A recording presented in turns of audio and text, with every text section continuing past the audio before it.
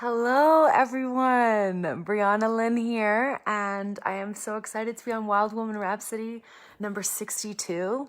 It's true, there's been 62 of these, and I have been feeling some feels about coming on and sharing this topic, and it came to me, and I went back and forth, right? Gosh, Spirit's so good. The spiritual curriculum called life is so good when we have those moments where it's like, am I actually going to do the thing that puts me on the edge? And this one was just like, okay, I get to do this. Hi, Katya. It's good to see you. So this is a topic that brings up so many different feelings for me. It's a very opening topic, but it's also a very shutting down topic for me. Hi, Katie. It's good to see you. And I'm calling this Why I'm Afraid to Be Sexy. And I'm already starting to feel the feels in my body and why that means I get to claim it. Now, I'm not doing this for anyone else other than myself, ultimately. But this has been a word and this has been a theme, and especially being in a woman's body that has been so like the thing that I want the most, but the thing that I'm also deeply, deeply afraid of, because that energy, that sexy energy running through my body has been something that has brought a lot of beauty, but has also brought a lot of pain and has brought a lot of unwanted attention and has put myself in danger. And I've even I've had it framed at different points in my life, like you were the reason why something was in danger, like your energy invited it on, right? Like ladies, do you know what I'm talking about? So this is a sensitive topic. So I just want to really call in spirit, call in the heart, call in the deep womb space as we're here together, just taking a nice deep breath. Because I want to talk about why it's scary to be sexy sometimes in this very sexy kitty cat body, but why it feels like, oh my God, if I do that, I'm going to get unwanted attention. Or if I really open myself to someone, they're going to hurt me again. And there's layers, and I've been working through it because I'm deepening my relationship with my own sensual energy in my current relationship with Bear Heart. It's amazing. And with that, I'm also getting in touch with this really tender part of me that has been violated when I open myself, or when I feel sexy, or when I feel sensual with the world around me. Right? It's not even necessarily sexy with the world around me, right? Like, do you guys remember that Friends episode where Rachel's trying to teach Monica how to be sexy with everything, right? She like takes the knife and is like being sexy with the knife and sexy with the dish towel. That's not what I'm talking about. The kind of sexy that I'm talking about, the kind of sensual that I'm talking about is just fully embodied and fully feeling ourselves from the inside out. That to me is truly sexy. That's what I'm attracted to in another, at least. It's not so much like a certain visual. It's more of how much do I feel myself when I'm around them? How much do I feel their truth, their authenticity, their vigor, their life force, their beauty, right? That's what true beauty is. That's what true sexiness is that life force for me. And so I've had an interesting relationship with my own life force, because of trauma in this lifetime and perhaps past lifetime, or just in human history in general, that the feminine form in that life force, in that beautiful full expression, can get unwanted attention. And so I just wanted to, start this conversation with the acknowledgement that to open up, to be truly a sexy woman, to be a truly sexy human, it also means to address those times where when we're in that, it got shut down, or it got unwanted attention. And so the first piece that I started noticing, I remember the first cat call that I can remember. Oh my gosh, it was so weird. I was walking past a lemon and orange grove, and someone was in the trees picking some of the fruit and like did a little as I walked past. And I was in junior high. I was probably, 12 years old. And it was just this like really strange feeling of like, oh, someone wants my attention, or I got someone's attention, but it was also like, but I didn't ask for that. And it was that push and pull. Have you ever experienced that with that sexuality, of like, okay, yes, there's attention, and ultimately I'm here to shine. I'm here to share that love and that light and that beauty, but it also wasn't asked for. And it was a very interesting experience. The second time that I really felt, confused, I was walking home from high school. I was in one of my dance outfits. It wasn't anything super provocative, but it was like black dance pants, long dance pants, and a sweater that went over my bag, my body, and then my dance bag. And I was walking home, and a black truck, a 2-door black truck, came up behind me and followed me for a couple of blocks. I was walking slowly, and it would just followed me slowly. And I looked back a few times, and my heart was pounding. And I can feel myself even now as I'm telling this, like, shut down some of the feelings that I was feeling at that time. And I was just working with a sister ally today, one of my dear student sister allies, on something where she was similarly followed multiple times in her life. And unless you've been followed, unless you've had that experience, it's really hard to know what that's like. And it's so frightening. And I remember at that time thinking to myself, like, I just walked out of dance. This is really what it was. I had just walked out of dance, and I was super feeling radiant. I had been in my body all day, sharing something that I love, truly in my gift, feeling just gorgeous and sexy, right? I'm 14, 15 years old, feeling just gorgeous and sexy, walking out of dance, and I'm just kind of like in my groove. Don't have an iPhone on because I didn't have that in high school. I didn't even have a walkie-talkie at this time, or not walkie-talkie, God, I'm dating myself. A Walkman. So I'm just there kind of in my own groove after, hours of being in dance, and in that shine, and then feeling like I had attracted this energy. Like it had somehow been my fault. Sarah says, yeah, babe, I'm working through this same thing of like how to turn on my radiance, but also, being really wary of how I spread that energy, and I really dealt with body dysmorphia, what I call danceritis. I was a dancer and dealt with eating disorders. And so my body itself has always been something that I need to lose more of, or to carve here or do this. Like I've never looked at my body and been like, yes, that's the way I want her. Like she's perfect. And so I'm really leaning into like, this is all perfect. This is all good. And like letting the sexy be just feeling the beauty of life in this body, and not needing it to be, some sort of strip tease, or not needing it to be some sort of, I put on the lingerie, even though I did buy lingerie for the first time. I will say that, for the first time ever. I bought some lingerie, but it's so sweet because it's finally coming from this place of not feeling like I need to prove a sexy thing, but more of my body feels life. And it doesn't hurt like it used to. There's not as much pain. There's not as much emotional pain in my body, right? And so I feel like I'm on this healing journey, and something I call the all parts integration art project, right? Like life is an all parts integration art project. I'm learning to love and juice up all parts of myself. And of course, be on the learning edge, be on the leading edge of what it means to be healthy and whole, and in my joy and in my purpose, and in the utmost depth and authenticity in my intimate relations, and deep in the study of health and what I can do the best to take care of this beautiful body temple. Absolutely. And to finally be in the place where I can relax into the love of just being alive, of appreciating the life force that flows through my veins. This is the sexiest I've ever felt. And it has nothing to do with my external features, or if my abs are good, or how much I weigh, or if I've been working out, or if I'm being productive at work, or like any external measures. Sexy has nothing to do with external metrics. And that is so fascinating to me. Like that is where I want to claim and lean into and relax into what sexy means for me, right? And what sexy means for all of us. It's an authentic resting on our own throne.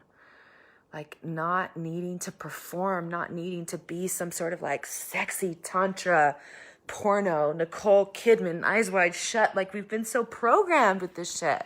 Alexandra says, such big stuff, still vastly underspoken about. I agree. And I've been feeling, thank you for saying that. It's good to feel you here, Alex. Gosh, I really admire you.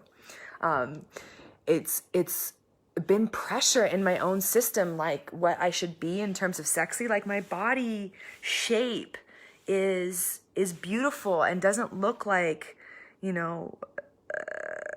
It doesn't look like what I see on magazines, and that's okay.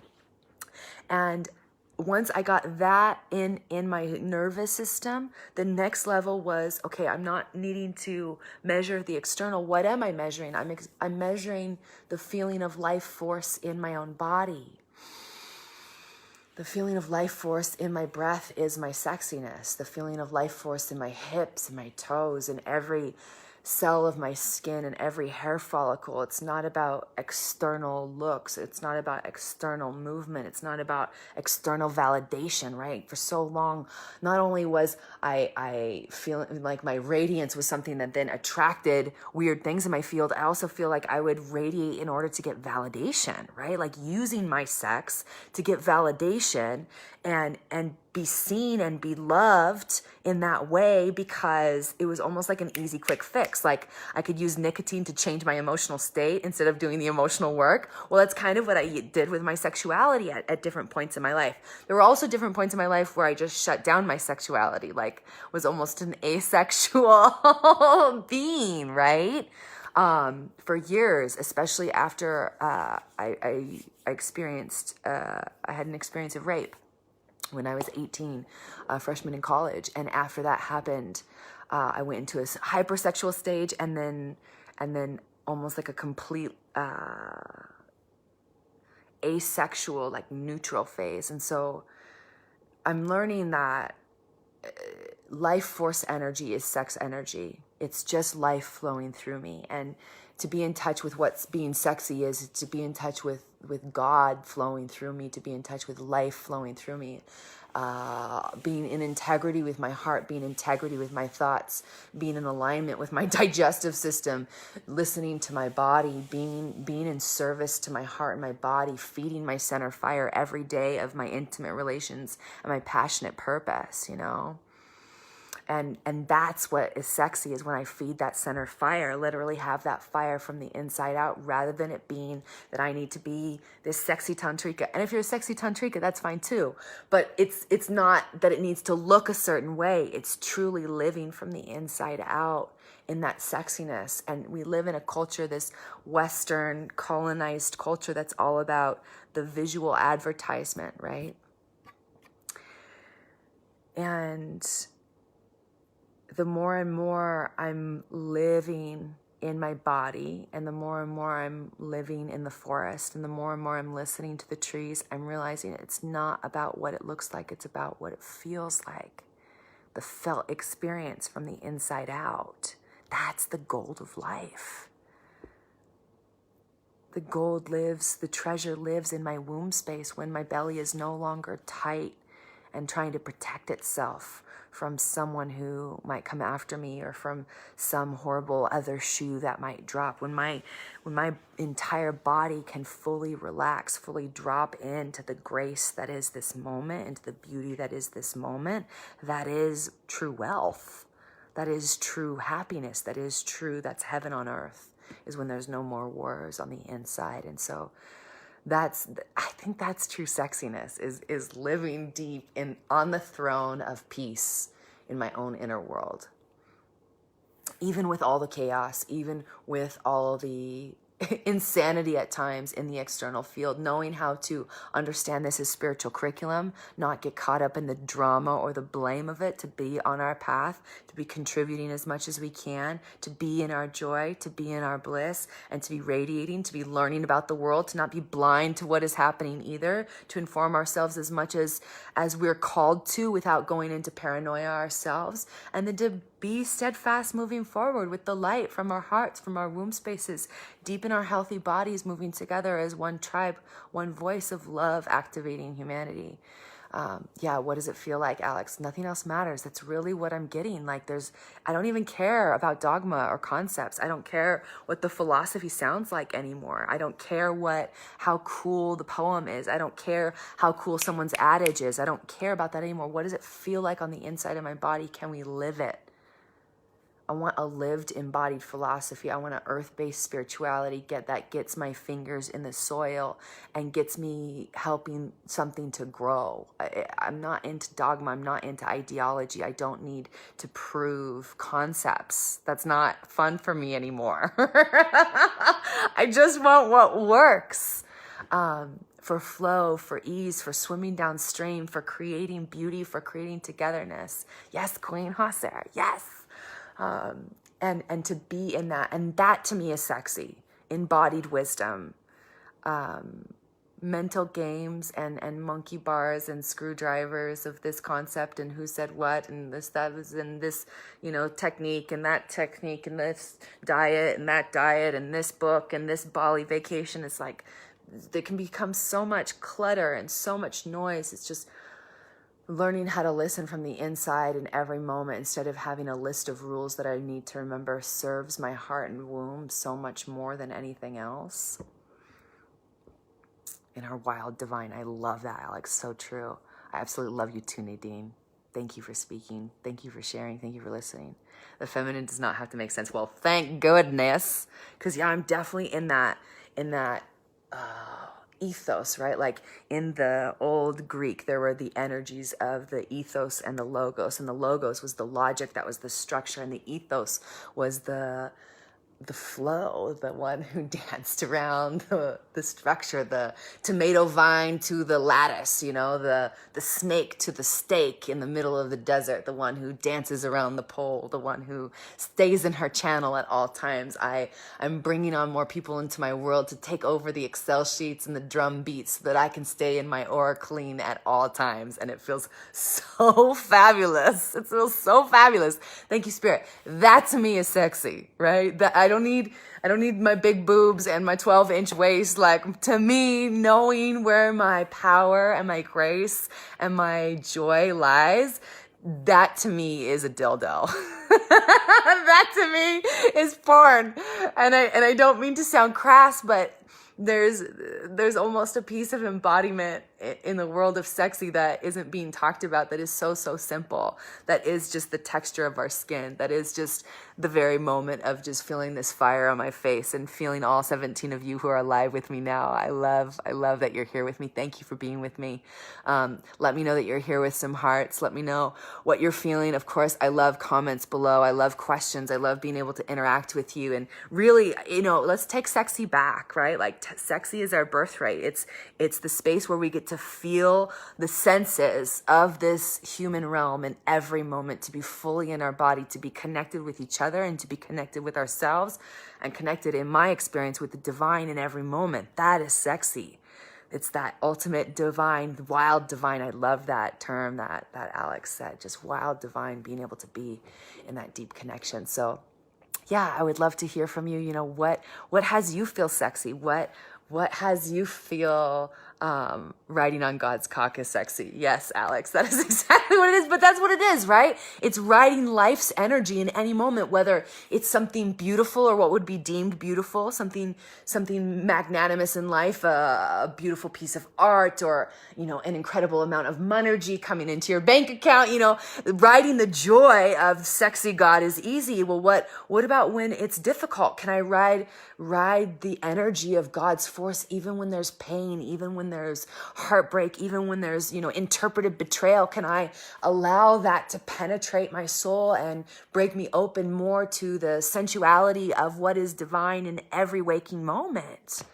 Every waking moment is my opportunity to make love with my beloved God breathing me. I'm in constant lovemaking. Like, what's your sex life like? It never stops, right? Like, there's an opportunity to be making love with God in every moment. That's what I feel the ecstatics were when I tap into them, and some of my connections with these ecstatic beings who lived on our planet. There's this feeling of being constantly, excuse my French, but fucked open by the light of God. That is the recognition that every moment is so utterly precious, right? While also being aware of everything that's going on our planet, to the extent that it doesn't cause paranoia, but being, it's how to also balance what is real. Because for me, real is sexy for me as well, to knowing what's going on in our 3D reality. So I'm learning how to ride that ecstasy while also be in the present moment. And it has nothing to do with traditional pornography or getting naked even. It doesn't even have anything to do with getting naked, even though I prefer being naked to everything else. But in my sexy, it doesn't have to be a striptease. It can be. It's not off limits. But, you know, feeling the texture of my lips or the texture of my hair, or hearing my lover's voice, or hearing the sound of the wood cracking in the fire, that popping. Oh my God. Oh my God.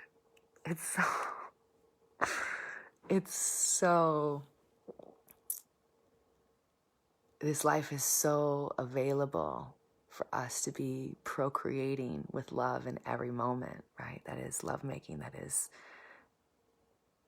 sex with the moment. We are the aesthetics. I completely agree with that, Alex.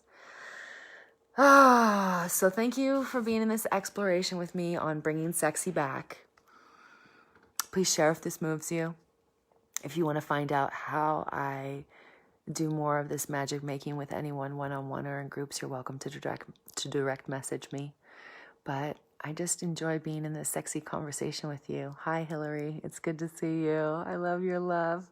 Thanks for the hearts. Thanks for the love. Thanks for tuning in to Wild Woman Rhapsody number 62. We're rolling with these. Love y'all. Many blessings. Love, love, bless, bless.